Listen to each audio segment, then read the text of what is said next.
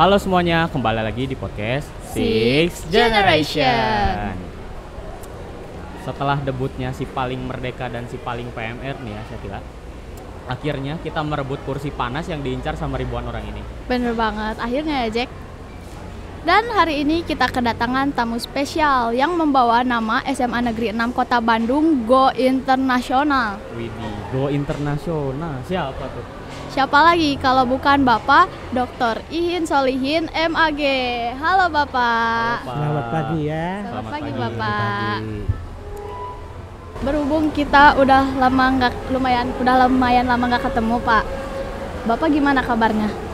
Ya alhamdulillah Bapak dalam keadaan baik dan sehat dan mendapatkan tantangan baru di tempat yang baru, sehingga sebuah inovasi itu sangat dibutuhkan, kreativitas dan daya kritis kita juga harus terus ditingkatkan.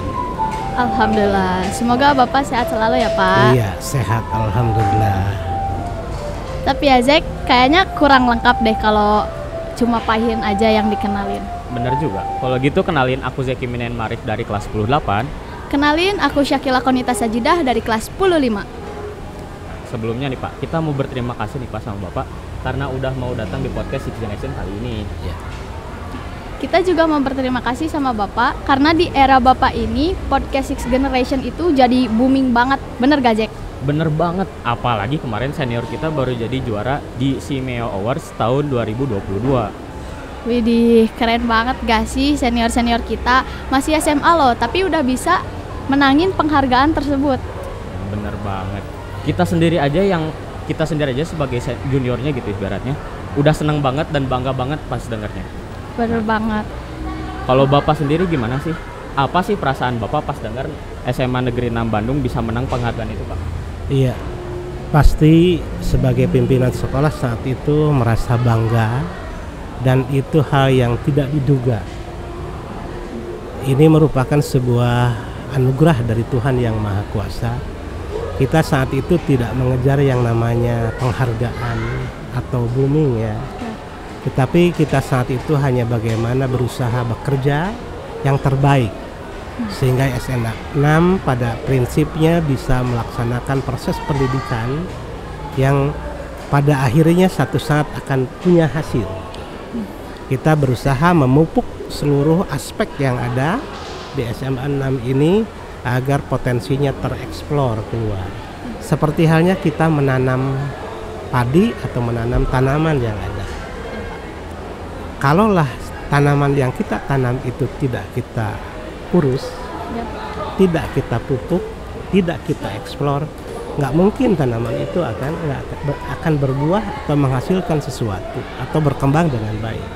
Tetapi ketika kita eksplor, teman-teman, kemudian istilahnya siswa SMA 6 itu punya potensi. Nah itu yang harus ada sebuah support yang baik sebagai upaya memupuk dan mengeksplor potensi. Ternyata potensinya luar biasa. Keren banget ya Pak. Siswa SMA 6 gitu. Yang penting itu mengusahakan yang terbaik. Iya betul. Ngomong-ngomong soal senior kita yang udah go internasional, kita jadi penasaran gak sih Jack sama masa-masa SMA-nya Pak Ihin? Bener banget, aku jadi kepo nih sedikit-sedikit ini. Jadi Pak, Iya. ada nggak sih Pak pengalaman yang tak terlupakan selama SMA? Iya. Ada hal yang istimewa mungkin ya, perjalanan hidup Bapak ketika sekolah dari mulai SD, kemudian masuk ke jenjang sanawiyah, masuk ke jenjang aliyah, sampai istilahnya menyelesaikan masuk ke perguruan tinggi. Nah sekarang ketika masuk di wilayah aliyah SMA, sebenarnya Bapak pada saat itu dalam diri itu tidak ada rasa apakah saya bisa melanjutkan ke perguruan tinggi. Mengapa?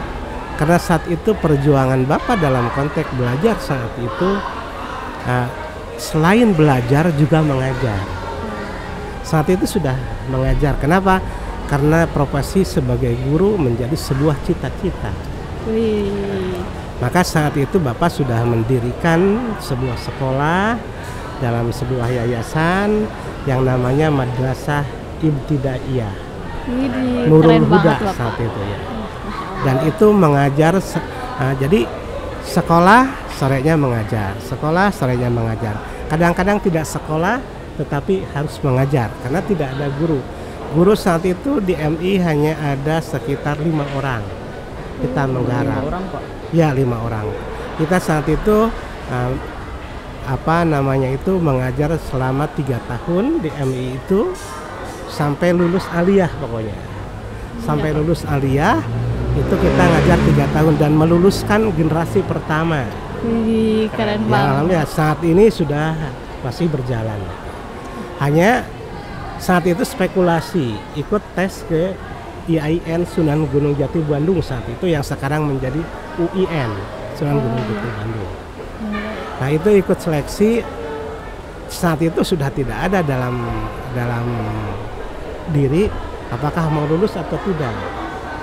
Ternyata ketika dibuka alhamdulillah itu masuk sesuai dengan cita-cita dan keinginan.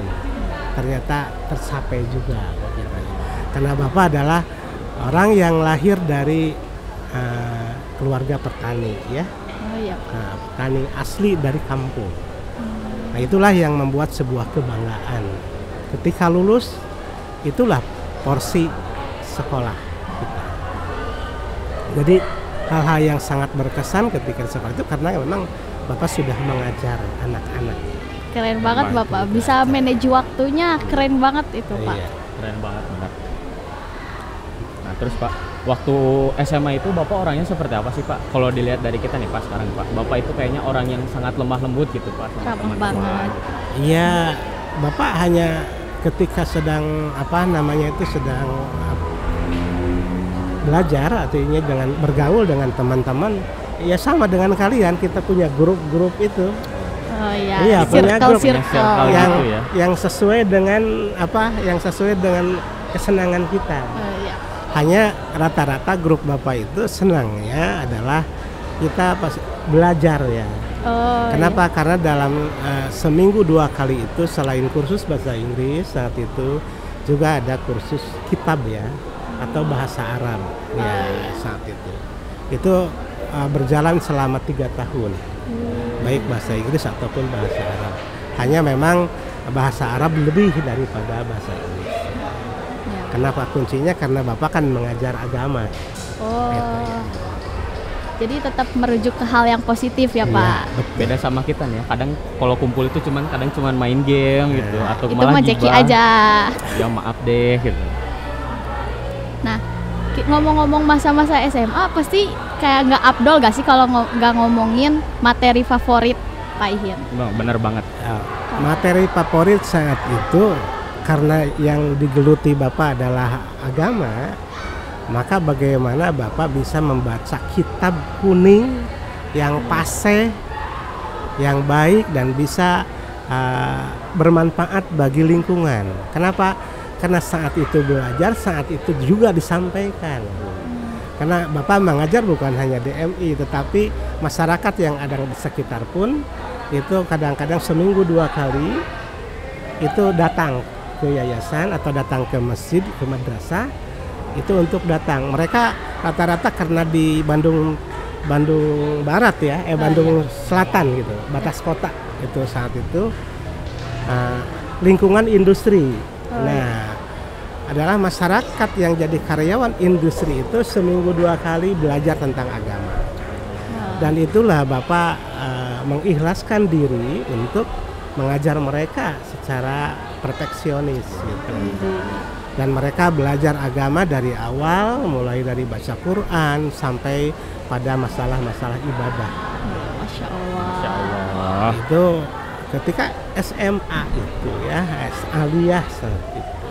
Tetapi sudah berkiprah di masyarakat.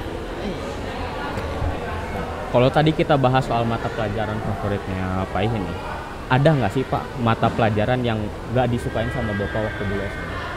Saat itu yang tidak disukai matematik. Kenapa tuh Pak? Ya karena belum menemukan guru yang cocok. Sama kayak kita nih sebenarnya. Biasanya Belum menemukan guru yang cocok sehingga tidak semangatnya kurang. Gitu. cara mengajar juga itu berpengaruh banget ya Iya. Pak. buat Justru yang kita-kita. favorit itu ketika itu adalah akuntansi ekonomi. Wih. Maka kita ngambil jurusan IPS di Aliyah itu. Oh iya, Akuntansi dan ekonomi. Maka IPS banget. ada sedikit ya artinya tentang IPS itu, ekonomi itu sudah mendarah daging. Kenapa? Karena itu dalam konteks perkembangan yang lain bahwa yang namanya manajemen ekonomi itu sangat diperlukan dalam kehidupan sehari-hari. Untuk mulai bagaimana kita menata diri sesuai dengan tantangan saat itu dan keberadaan saat itu. Kalau kita ekonomi ini pas-pasan, berarti kita harus memanage bagaimana daya dukung ekonomi itu bisa berharga untuk kita dan kita tetap bisa hidup dan bertahan hidup saat itu.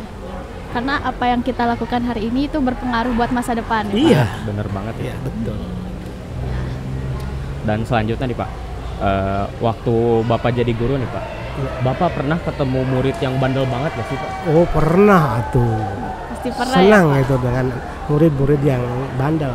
Tapi ketika masuk di kelas, Bapak ngajar dengan anak-anak bandel itu nggak pernah bandel. Mendadak Kenapa? diam ya Pak ya? Diam. Kenapa? Ya karena Bapak ajak mereka itu sesuai dengan keinginan dan kemampuan mereka mengajar, belajar saat itu. Jadi cara mengatasi anak bandel menurut Bapak itu dengan cara merangkul mereka. Iya, dengan cara holistik ya. Bagaimana kita membaca aspek psikologis mereka sehingga mereka itu nyaman berada di kita. Belajar itu kan kalian begini, akan diambil semuanya pelajaran itu ketika kalian senang dengan gurunya. Maka guru saat itu harus mampu mendekati anak-anak sehingga mereka enjoy dalam belajar. Benar. Kalau umpamanya dengan gurunya aja sudah senang, mana mungkin kalian bisa konsen? Iya, Betul benar nggak? banget. Betul, Pak. Benar Iya, nggak Ya. mungkin akan mencerna. Tapi ketika kita sudah senang, apapun yang diberikan itu akan masuk ke kita. Ya termasuk Bapak gagal dalam pelajaran matematik saat itu Oh iya, karena tidak mendapatkan guru yang cocok. kurang cocok. cocok gitu Pak. Ya sama akhirnya kan lempar kepada yang lain. Nah hanya ketika ada guru ekonominya bagus dan kita senang bisa mengikuti, toh pada akhirnya itu bisa juga ya. Iya. Nah, gitu. Walaupun Bapak belajar agama tetapi artinya nilai-nilai istilahnya eksaknya, nilai-nilai menghitungnya tetap. Kenapa? Karena dalam agama juga ada ilmu faraid ya. Ya. Yang menggunakan untuk menghitung waris itu memang butuh matematik. Ya. Minimal matematik dasar kita kuasai. Ya. Ya. tambah kali kurang bagi. Nah, Ya, itu. benar-benar.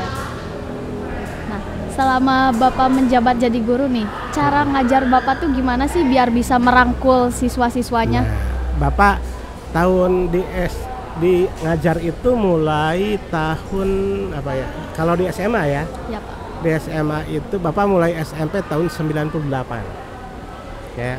Kemudian masuk ke SMA tahun 88 bukan 98, tahun 88. Masuk SMA tahun 89 ngajar Bapak pertama ada di di Nurul Huda, kemudian yang kedua di PGI Bandung, PGI 1 Bandung.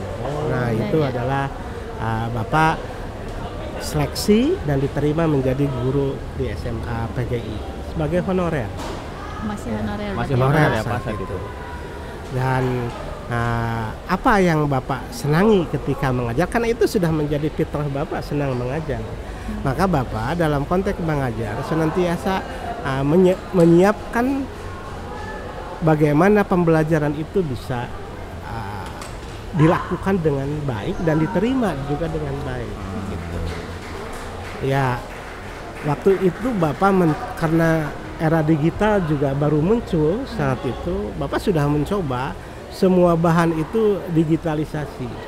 Dan Bapak memuat istilahnya media-media video itu menjadi basisnya. Jadi yang namanya bahan ajar itu Bapak sudah ada di laptop semua, tidak ada lagi di dalam kertas. Itu sudah disampaikan dan anak-anak begitu mengajar pasti videonya kita sampaikan dulu. pasti Berarti jadi Bapak lebih udah senang sih. udah menerima kemajuan teknologi. Iya, sudah.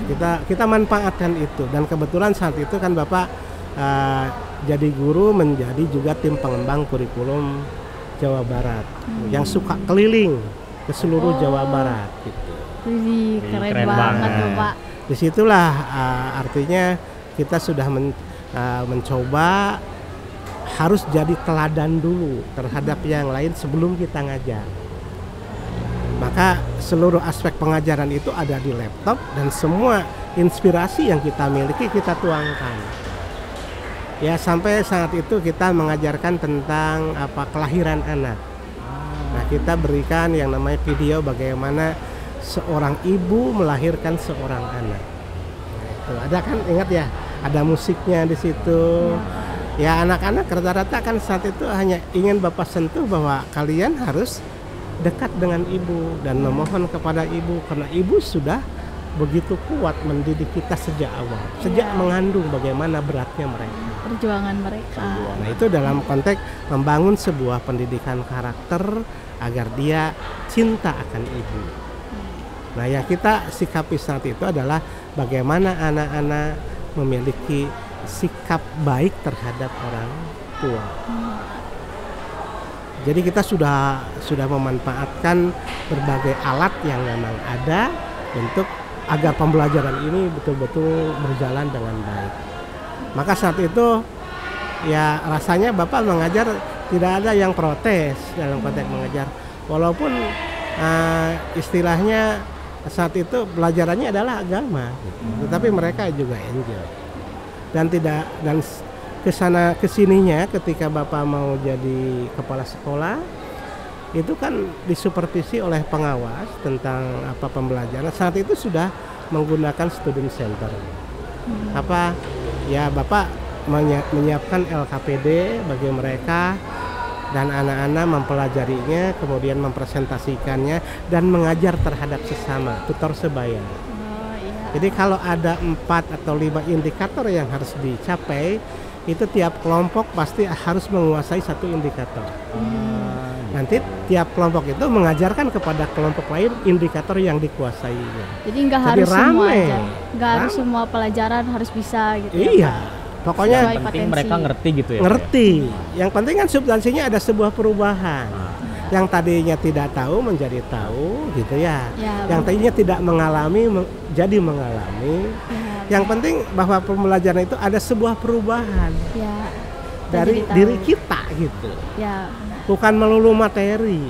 Materi itu bisa dipelajari sendiri, sekarang sudah banyak.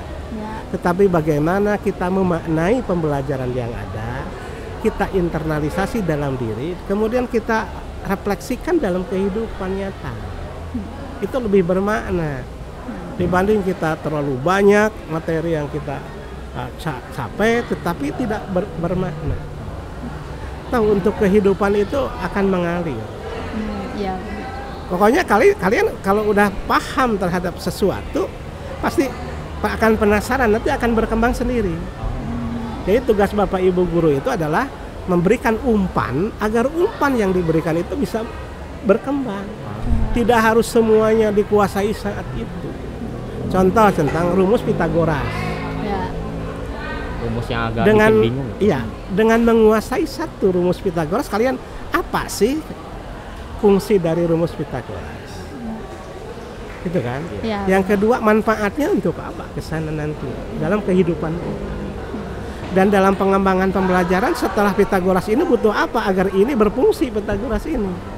Karena ada ilmu prasyarat yang harus dikuasai sebelum menguasai ilmu Pitagoras. Terus ketika kehidupan sehari-hari apa sih maknanya kita belajar hidup Pitagoras? Pada akhirnya kita nanti akan mengetahui visi hidup kita mau jadi apa. Karena jangan dianggap enteng anak-anakku sekalian. Ketika kalian habis dari sekolah dan mengambil ke perguruan tinggi satu jurusan, itu menjadi bahan hidup untukmu ke depan. Pilihan hidup untukmu ke depan. Maka jangan sembarangan. Harus hati-hati, ikuti apa yang ada dalam diri kita. Bahwa kita harus profesional di situ. Apa yang dimaksud profesional? Harus menguasai apa yang kita inginkan, apa yang akan menjadi keahlian kita. Jadi kalau kita nanti ingin menjadi seorang dokter, nah kita harus sudah berpikir saat ini, apa sih yang mendukung sehingga kita bisa mencapai sebuah cita-cita pada akhirnya menjadi seorang dokter. Karena untuk menjadi seorang dokter tidak instan, tetapi butuh sebuah perjuangan. Ya, maka di sini ada satu program yang belum masuk ya, untuk kelas-kelas 12 itu yang Bapak belum sampaikan. Itu adalah istilahnya menggapai cita-cita terhadap dengan realitas. Itu belum sempat dilakukan. Artinya kita mengundang seorang dokter berbicara bagaimana untuk menjadi seorang dokter. Dia bercerita dulu. Nah, kita bisa mengadopsi. Kalau kalian cita-citanya ingin menjadi seorang perwira, tentara ya. Tentara gitu, Pak. Keren, Nah, Pak. datangkan tentaranya ke sini. Dia bercerita tentang bagaimana menata karirnya. Kalian tahu, ingin jadi guru, datangkan guru itu bagaimana menata karir untuk menjadi seorang guru. Nah, itu mendekatkan cita-cita dengan realitas, itu program yang belum sempat. Karena apa? Karena tantangan pandemi. Yang kedua di sini kita orientasi tadinya ke fisik dulu. Baru kemarin istilahnya baru kita pada substansi. Tahun yang kedua itu sebenarnya. Hanya bapaknya kan keburu pindah. Sehingga belum mencapai seluruh program yang kita ingin. Jadi belum terlaksana ya, Pak? Belum. Itu padahal bagian yang sangat esensial bagi anak-anak kelas 12. Karena di situ ya artinya kita kan ketika anak kecil, anak-anak saya ingin jadi dokter, saya ingin jadi polisi, nah itu gimana sih mengimplementasikannya? Nah itulah yang belum menyesuaikan dengan potensi diri gitu. Iya itu. Oke. Berarti cita-cita Bapak dari dulu tuh udah pengen jadi kepala sekolah? Belum. Oh, belum. Bapak hanya ingin menjadi guru yang profesional. Keren banget. Ternyata ketika kita bekerja menjadi seorang guru yang utuh, kita mengabdikan ke situ tanpa melihat penghasilan segala macam, tetapi utuh. Tapi ternyata kehidupan ini berkembang. Kita dihargai oleh orang lain. Karena untuk menjadi seorang kepala sekolah itu harus dipercayai dulu oleh lingkungan. Diutus untuk ikut tes. Ya harus ikut tes. Baru kita bisa tes kalau memang didukung oleh teman-teman sejawat. Berarti kita harus menampilkan performa yang bisa dihargai oleh mereka. Ya kalau kita kerja baik, insya Allah orang akan mempercayai kita. Tapi kalau kerjanya tidak baik, ya sudah, kita akan ya coba aja jadi seorang siswa. Kalau baik apa yang terjadi? Kita akan banyak teman kan gitu. Tapi kalau tidak baik, udah dijauhin. Iya benar. Oke, Pak. Nah, selanjutnya nih, Pak. Waktu Bapak udah jadi kepala sekolah nih, Pak, khususnya di SMA Negeri 6 Kota Bandung ini, ada nggak sih tantangan yang Bapak alami? Oh, tantangannya banyak ketika di SMA Negeri 6 Bandung. Pertama, SMA Negeri 6 itu adalah berada di tengah kota. Ya benar, Pak. Ya, ada di tengah kota. Iya, benar. Bapak berpikir kalau ada di tengah kota, Bapak harus paham bagaimana karakter anak-anaknya, bagaimana karakter ibu dan bapak guru. Beda ya Pak sama sama yang gitu. Beda lagi. Gitu. Beda. Kemudian bagaimana lingkungan sekitar mendukung atau tidak. Itu tantangan yang cukup berat. Sehingga kita harus menyesuaikan diri. Bapak lihat kondisi SMA 6 luasnya hanya 2.400-an. Kecil. Datang ke sini pintu hanya ada satu. Lihat di sini juga sangat sempit.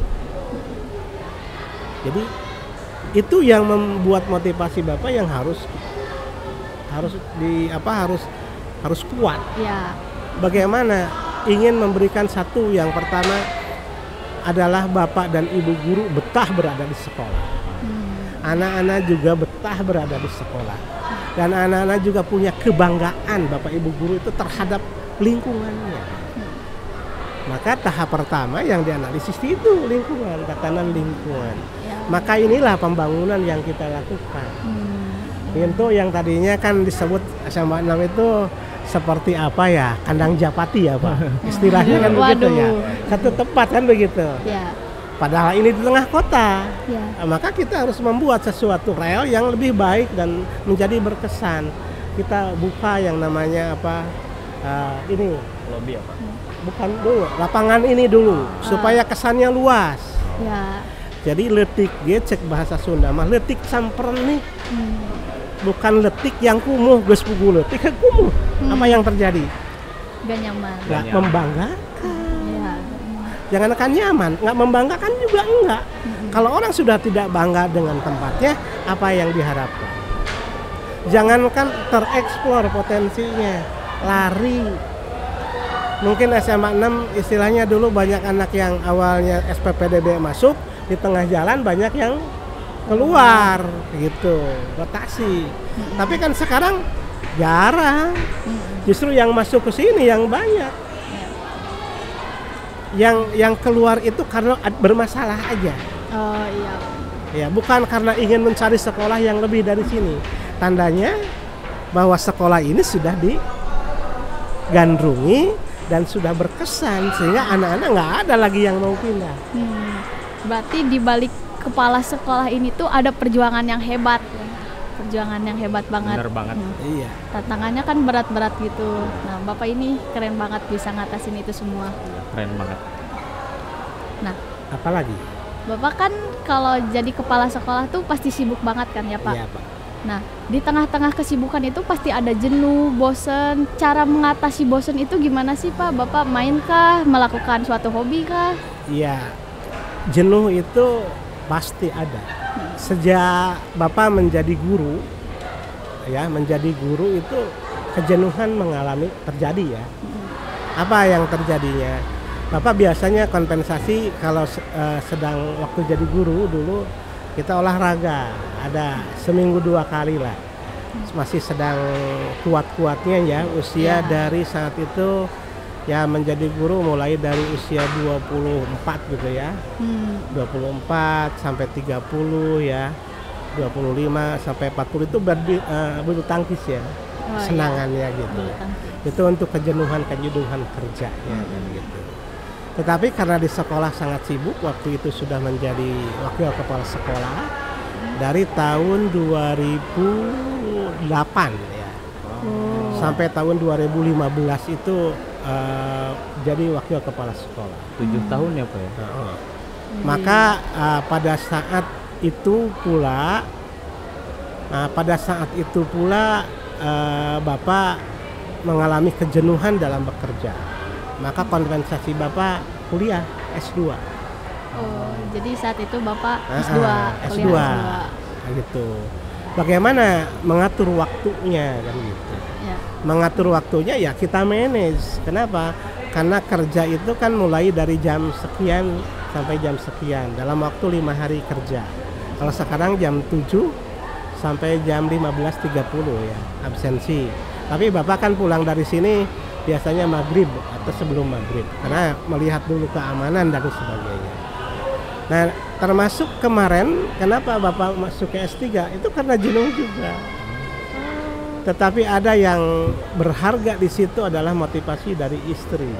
Oh, motivasinya Motivasinya dari istri. Dari ibu, pendukung gitu. Padahal Bapak kan waktu sekarang istilahnya waktu itu hanya tinggal 4 tahun, 5 tahun menjelang pensiun. Ya. Nah, itu juga dilakukan dalam rangka kejenuhan. Nah, diisi dengan belajar. Dan disitulah nambah wawasan dan daya analisa lebih tajam. Sehingga tidak mengalami kejenuhan. Kita mengalami transformasi pemikiran dan pengetahuan yang lebih. Kenapa? Karena dalam kuliah tantangannya sangat banyak. Ya Bapak penyesuaian itu kuliah tahun 2019. Ya Baru banget Bang Pak. baru banget. 2019 itu kuliah, baru 1 semester keburu Covid kan. Oh iya benar. Terhalang Covid ya Pak? Terhalang Covid. Tapi kuliah daring. Oh, daring. Daring itu kan kuliah itu 3 semester kan. Ya. 3 semester. Nah, kita daring dan pada akhirnya selesai dengan daring kan. Dengan daring. Iya. Kenapa? Karena di situ kita ngerjain tugas, kita presentasi dengan dosennya, dengan semua komponen akademis itu full ya, kuliah selama 3 semester itu daring.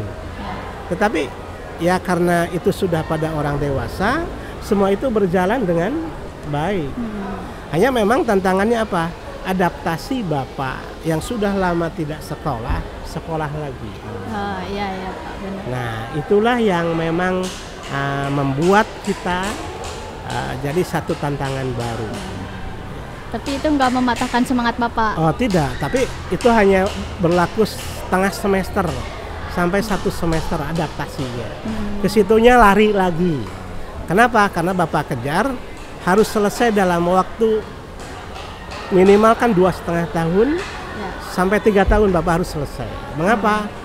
Karena Bapak akan segera pensiun. Kalau umpamanya pensiun istilahnya kuliahnya harus 4 tahun, 5 tahun nggak akan terpakai untuk apa? Karena Bapak punya cita-cita lain ya setelah tidak jadi kepala sekolah. Nah, Bapak insya Allah rencananya jika memang dikehendaki akan mutasi ya kepada program tantangan yang lebih besar lagi. Mudah-mudahan doanya ya untuk menjadi mengabdi di perguruan tinggi. Amin. Semoga lancar ya Pak ya. Amin. Nah, kita mau nanya kesan Bapak selama menjabat jadi kepala sekolah SMA Negeri 6 Kota Bandung ini. Ya sangat berkesan. Mengapa? Karena SMA 6 ini ternyata ketika Bapak poles itu adaptasinya cepat dan dapat diikuti oleh semua pihak. Sehingga program-program yang Bapak gulirkan itu semua berjalan tanpa hambatan. Mengalir gitu. Mengalir aja gitu. Baik itu istilahnya intrakurikuler maupun ekstrakurikuler. Semuanya berjalan.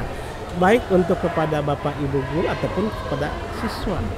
Di Bapak Ibu guru juga dalam konteks kendali mutu atau pendidikan ini terus kita ini dengan sebuah program yang cukup esensial untuk kendali mutunya dengan namanya supervisi reflektif kolaboratif.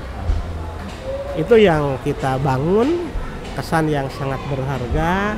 Maka tadinya Bapak berharap Bapak itu pensiun di sini.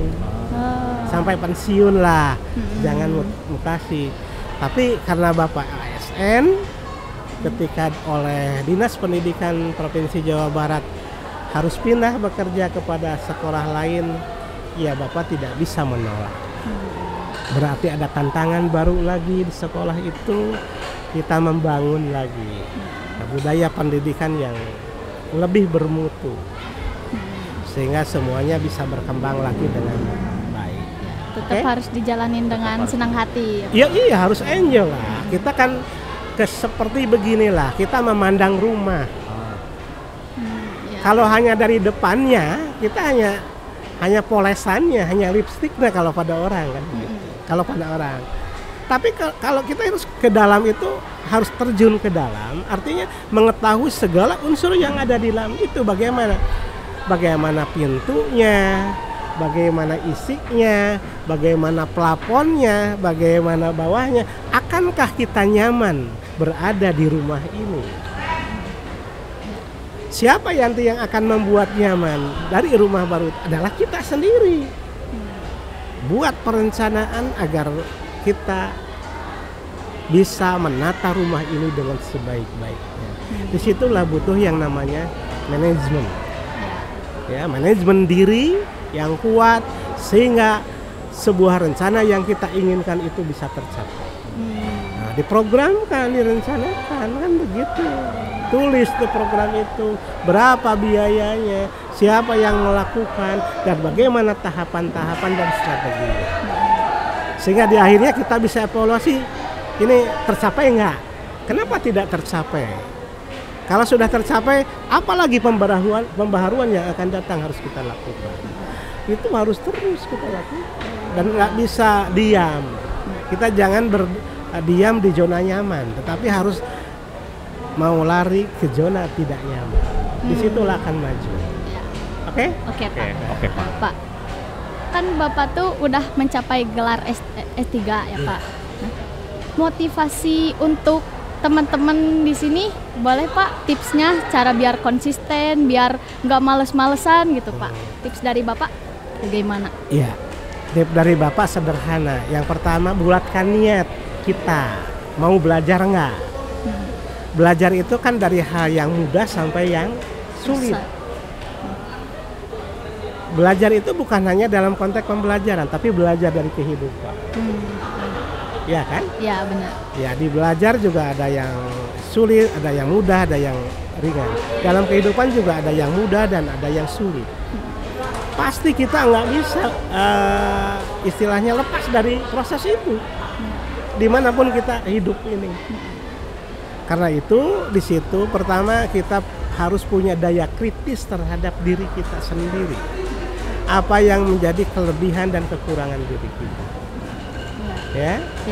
Kemudian yang di situ juga kita harus punya sikap, harus punya kemampuan berkomunikasi yang baik, sehingga dengan orang itu istilahnya bisa nyaman dengan siapapun kita bicara dan bisa diterima. Harus nyambung berarti apa ya? Iya, harus nyambung. Kita Bapak berbicara dengan anak-anak sekarang, Bapak harus bisa menyesuaikan bahasanya, segala macamnya itu. Kemudian yang ketiga, kita mau bekerja sama. Atau bahasa sekarang kerennya bahasa kolaborasi. Oh, collab. Collab ya. Di situ harus mau kerja. Kenapa? Karena hidup itu nggak bisa sendirian.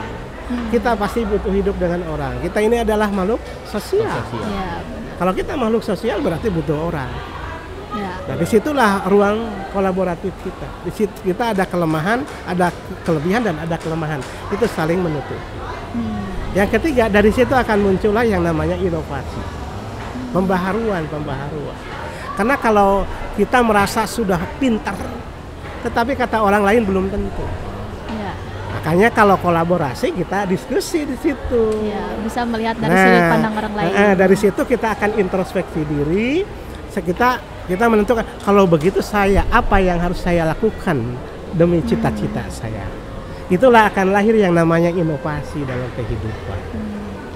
Dalam belajar, kan begitu. Ya contohnya lah bahasa Inggris, belajar bahasa Inggris. Kita harus mau mengerti. Kita berapa tahun belajar bahasa Inggris? Kunaon teu lancar-lancar we. Kenapa nggak lancar terus? Kita harus berintrospeksi. Kenapa sih? Apakah salah niat kita? Apakah salah belajar kita? Ataukah memang motivasi belajar kita tidak ada? Hilang.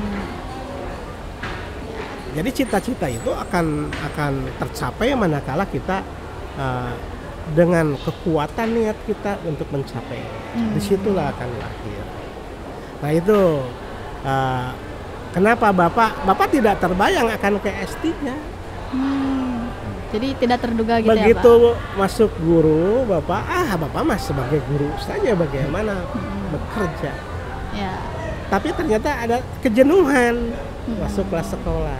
Karena tidak ada tempat lain kalau bagi seorang guru adalah menambah wawasan, menambah ilmu bagi siapapun. Sekolahlah jalan yang terbaik. Maka bagi generasi muda, bagi yang muda-muda yang jadi guru, tolong teruskan dengan meningkatkan kualifikasi pendidikan. Ternyata itu jalan. S3 aja nggak terbayang awalnya. Kenapa?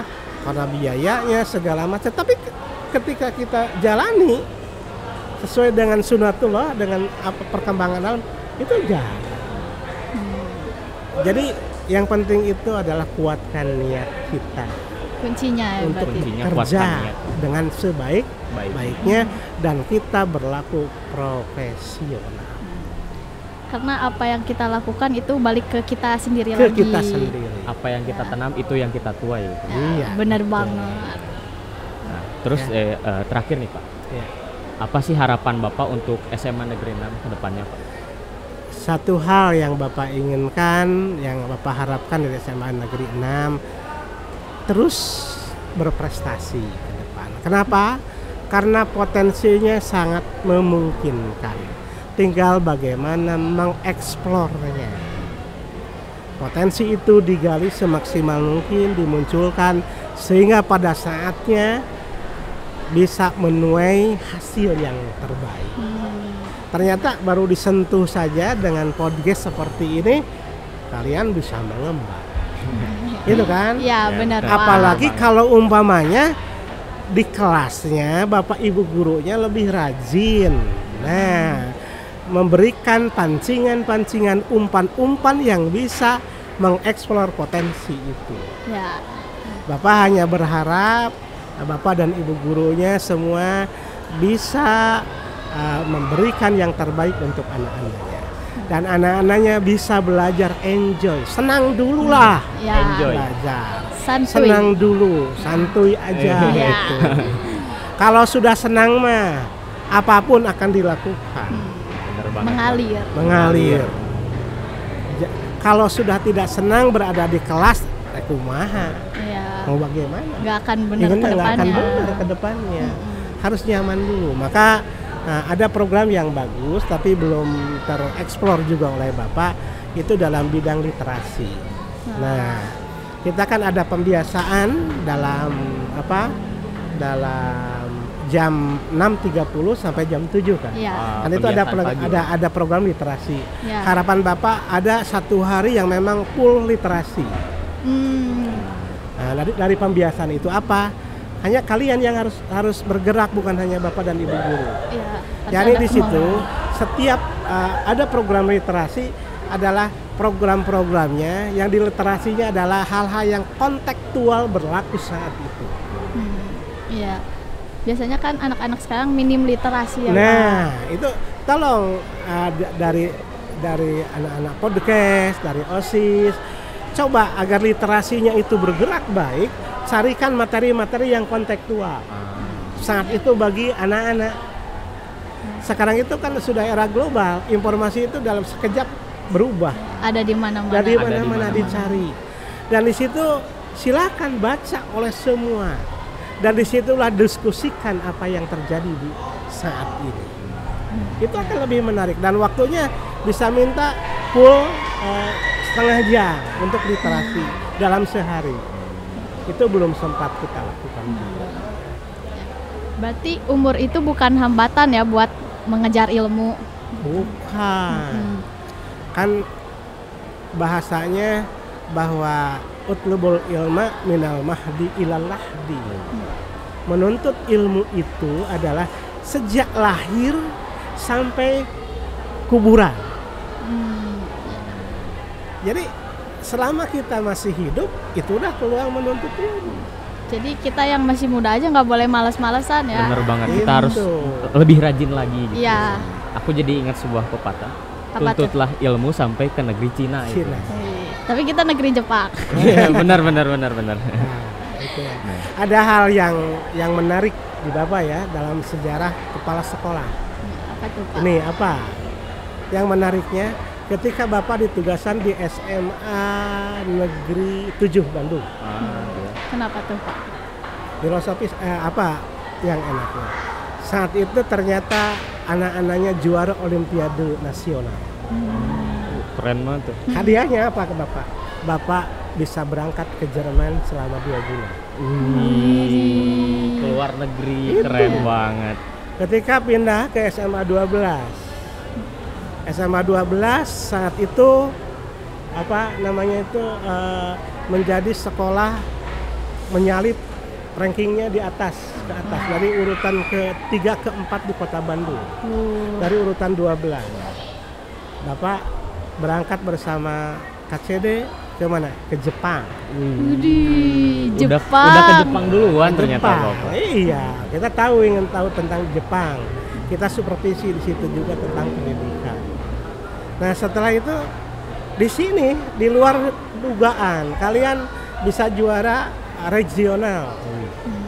Podcastnya dengan Pak Tony kan berangkat ke Thailand. Itu di tiap sekolah ada hal-hal yang memang di luar hitungan kita. Ya kalau kita berangkat ke sana berapa biayanya? mahal banget. Mahal Iya. banget. Kita dapat reward. Iya. Bahkan di 12 itu dapat rewardnya sebanyak 1 miliar ya. Itu dibelikan pada apa namanya tuh tab Oh, sebanyak tab. 380. Waduh, banyak Buat banget belajar tuh. digital itu ya, belajar Pak? digital. Itu hal yang di luar dugaan. Nah, itu sebagai motivasi bagi kalian untuk meraih prestasi ya. Ya. Aduh, nggak kerasa nih ya, ternyata saking asiknya kita ngobrol dari tadi, ternyata waktunya udah habis. Wah, masa sih, Jack? Habis. Udah Saya- habis loh sekarang. Baru bentar banget kayaknya. Yaudah, Tapi kita lanjutin nanti aja. ya. Terima kasih ya Pak udah Ya. mau Makasih menyempatkan banyak, Pak. waktunya untuk datang di podcast kita Iya, kali ini. sama-sama. Pertama, Bapak ucapkan terima kasih atas undangannya. Sama-sama. Alhamdulillah Bapak juga sempat baru hari ini. Tadinya sudah lama ya minta. Yang kedua, mohon maaf yang besar-besarnya bila ada hal yang kurang berkenan. Bapak hanya ingin mencurahkan apa yang ingin kalian dari pengalaman-pengalaman yang Bapak, mudah-mudahan itu bermanfaat bagi kehidupan kalian. Dan doakan Bapak di SMA Negeri 24 lebih sukses. Amin. Sukses selalu buat Bapak. Sekian, Sehat terima selalu. kasih. Billahi taufiq wal hidayah. Wassalamualaikum warahmatullahi Warahmatullahi wabarakatuh. wabarakatuh. Ya. Buat teman-teman yang mau nonton podcast lainnya, bisa langsung cek channel YouTube-nya SMA Negeri 6 Kota Bandung ya. Jangan lupa like, komen, dan subscribe ya. Sampai jumpa di podcast selanjutnya. Dadah.